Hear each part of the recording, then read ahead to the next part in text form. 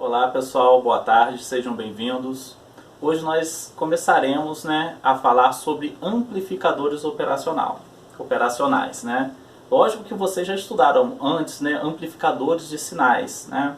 Se você ainda não estudou, vou deixar aqui na descrição do vídeo duas aulas que são indicadas para que você depois possa estudar amplificadores operacionais. Nessas aulas vocês viram as características ideais de um amplificador operacional e as características reais. Essas características, na verdade, correspondiam, dependendo do tipo de amplificador de sinal, era a impedância de entrada, a impedância de saída, tinha a impedância ideal se era um amplificador de sinal de corrente, de tensão ou de potência. A mesma relação nós fazemos uma análise na saída, na resistência de saída ou na impedância de saída, tá? E tinha ali os valores ótimos para se você estivesse trabalhando com um amplificador de tensão, de corrente ou de potência, tá? Nós iremos trabalhar com amplificadores operacionais. E esses amplificadores operacionais, eles irão amplificar a tensão. Então nós veremos ali algumas características ideais nesses amplificadores, ok? Apesar de que ele venha amplificar a tensão, o amplificador operacional, ele também vai disponibilizar uma corrente maior na saída, tá? E essa corrente que ele consegue disponibilizar na saída é característica do componente. E nós já sabemos que sempre que nós precisamos analisar a característica de um componente ou saber quais são as suas características, nós recorremos lá ao datasheet daquele componente, ok? Então nós iremos entrar em amplificadores operacionais. Quando nós falamos de amplificadores operacionais ideais, nós temos lá os valores ótimos, as características ótimas deste amplificador. Uma delas é a impedância de entrada infinita. Por quê? Nós não queremos que tenha corrente entrando no amplificador. Se eu tenho, então, uma impedância infinita, a corrente de entrada no amplificador eu vou poder considerar que é igual a zero, ok? Isso para o nosso amplificador operacional que vai trabalhar com este ganho de tensão, esta amplificação na tensão. Uma outra característica, a impedância de saída ela é nula. Sendo nula, isso para um amplificador ideal, significa que nós teremos toda a tensão disponibilizada pelo amplificador operacional na nossa carga, ok? Uma outra característica, geralmente ganho de tensão infinita. Isso para um amplificador ideal, tá? Na prática nós veremos que o ganho não é infinito, o ganho ele é limitado e existem outras características que em um amplificador real irão limitar o fator de ganho do nosso componente. Resposta à frequência infinita é uma outra característica ideal. Isso significaria o que para a gente? Que o nosso amplificador operacional poderia trabalhar em qualquer faixa de frequência. Quando nós trabalhamos com um amplificador real, nós veremos que existe uma faixa de frequência que ele pode operar de forma segura, ok? E insensibilidade à temperatura. Novamente, se ele é um amplificador ideal, ele pode trabalhar em qualquer faixa de temperatura. No amplificador real, nós veremos que ele terá uma faixa de operação, que ele pode trabalhar com segurança, e que dependendo da variação de temperatura lá no amplificador real, nós veremos que a nossa saída também pode ser afetada. Nós iremos estudar essas características. Estou passando para vocês as características ideais, mas nós também iremos conhecer as características reais do nosso amplificador. A simbologia do amplificador é essa daqui, O amplificador operacional ele possui duas portas. Uma porta é chamada de porta inversora, tem este sinalzinho aqui negativo. A outra porta de entrada é a porta não inversora, sinal positivo, ok? Duas entradas, entrada inversora e entrada não inversora. E nós temos a nossa saída, que é o Vout. Lógico que um componente deste daqui, um componente ativo, ele vai precisar de alimentação. Aqui é uma simbologia que representa um amplificador ideal. No amplificador real ele vai precisar de uma alimentação extra, ok? Até porque ele vai amplificar um sinal de entrada. Você só consegue amplificar um sinal de entrada se o seu componente for um componente ativo. Só para lembrar, componentes passivos eles não possuem a característica de amplificação, ok? Qual é a equação que rege o amplificador operacional? Bem, a tensão de saída é igual a um ganho multiplicado por a diferença entre a tensão que está na porta não inversora em relação à porta inversora. Então, esta vai ser a equação que rege o amplificador operacional que nós iremos trabalhar, ok? Este ganho, ele pode ser determinado ou ele pode ser dado também nas questões que nós iremos trabalhar. Aqui nós temos aqui um exemplo simples para que nós possamos fazer uma continha básica. Bem, na porta não inversora eu tenho 4,75 mV. Na porta inversora, né, a porta de entrada inversora, eu tenho 4,8 mV de entrada. Notem que ele dá o ganho aqui, ó, o ganho corresponde a 100 mil. Qual vai ser a tensão de saída? Bem, eu vou utilizar esta equaçãozinha aqui, ó, Vout, que é a minha tensão de saída, é igual ao ganho, que é 10 à quinta, multiplicado por porta não inversora, a porta de entrada não inversora, né, subtraindo do valor de tensão da porta inversora. Como que vai ficar aqui? A porta não inversora, 4,75 mV. Menos 4,8 mV. Isso daqui vai dar exatamente 0,05 vezes 10 a menos 3, que é a mesma coisa que menos 5 vezes 10 a menos 5, ok?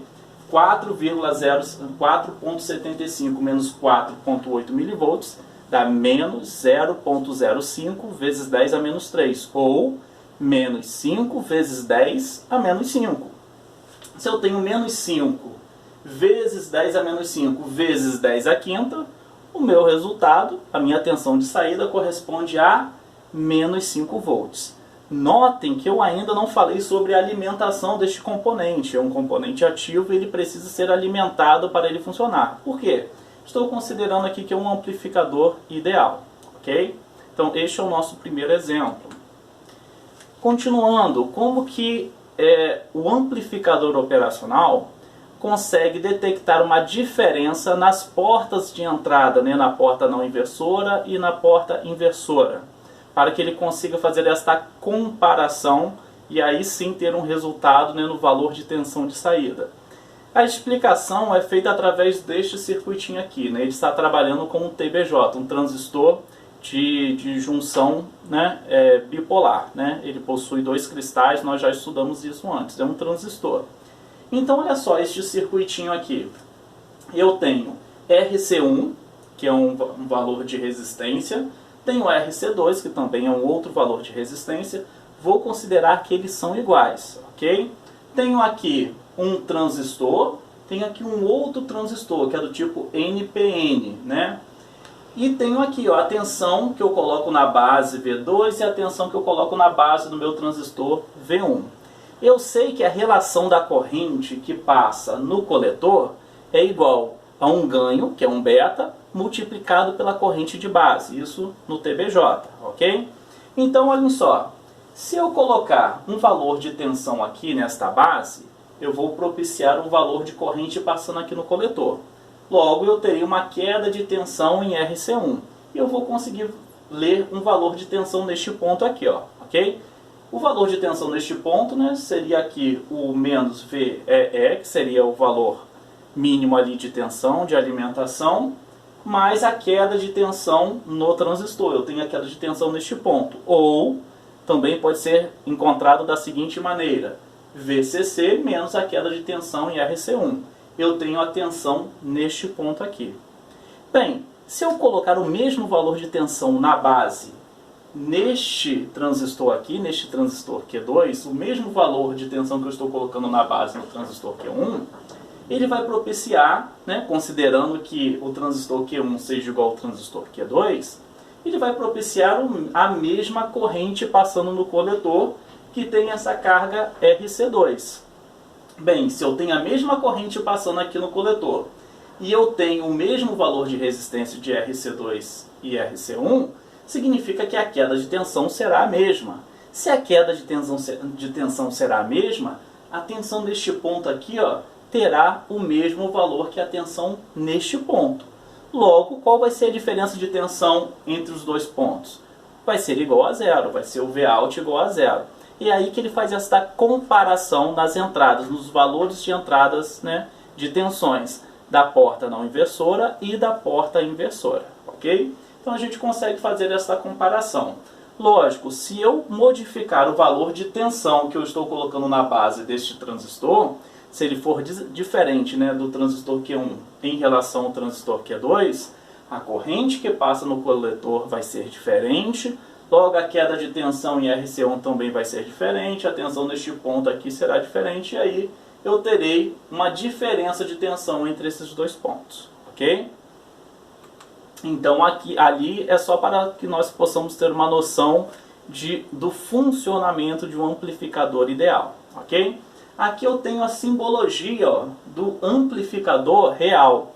Notem que eu já coloquei aqui, ó, a alimentação deste amplificador. Só lembrando para vocês, o amplificador operacional é um componente ativo. O componente ativo ele precisa ser alimentado para que ele venha a funcionar.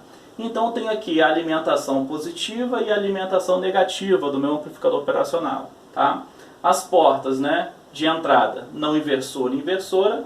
E aqui eu tenho a minha saída, tá, ok? Esta é a simbologia do amplificador real.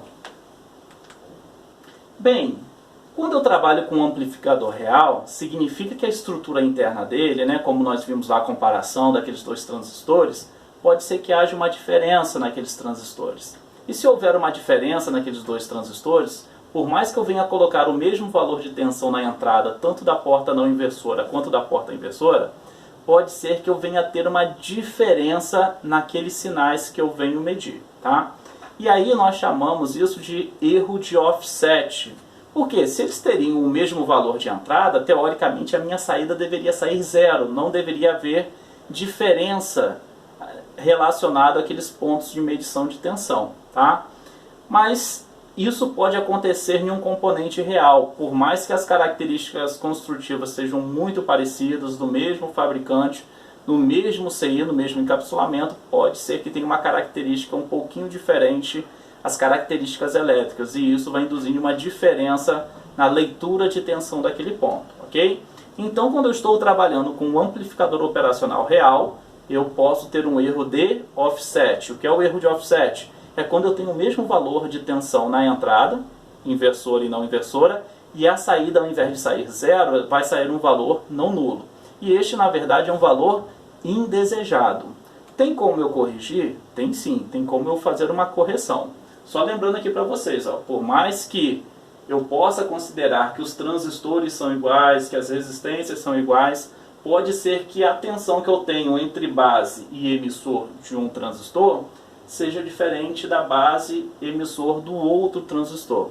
Isso vai me ocasionar aquele erro de offset. Mas é fácil de corrigir, tá, pessoal? Como que nós fazemos essa correção, né, para este erro de offset? Só lembrando para vocês, né, que o erro de offset na entrada vai, consequentemente, propiciar um erro de offset na saída. E como que eu consigo fazer esta correção? Alguns amplificadores operacionais, eles possuem portas específicas para que nós venhamos a corrigir este erro de offset. O exemplo que eu trouxe aqui é o amplificador operacional 741. O 741 ele vem em um CI, esse daqui que está sendo apresentado na figura. Vocês podem ver aqui, ó, no esquemático do circuitinho, ele tem lá a porta não inversora, que é o pino 2, a porta inversora, que é o pino 2, a porta não inversora, que é o pino 3, o pino 4 é alimentação negativa, o pino 7 é alimentação positiva e o pino 6 é a saída. E ele nos diz o seguinte, que para corrigir o erro de offset, basta colocar um potenciômetro nas portas 4, na porta 1 e na porta 5. E a partir dali fazer o ajuste, ok? Então, é desta maneira que nós iremos corrigir o erro de offset.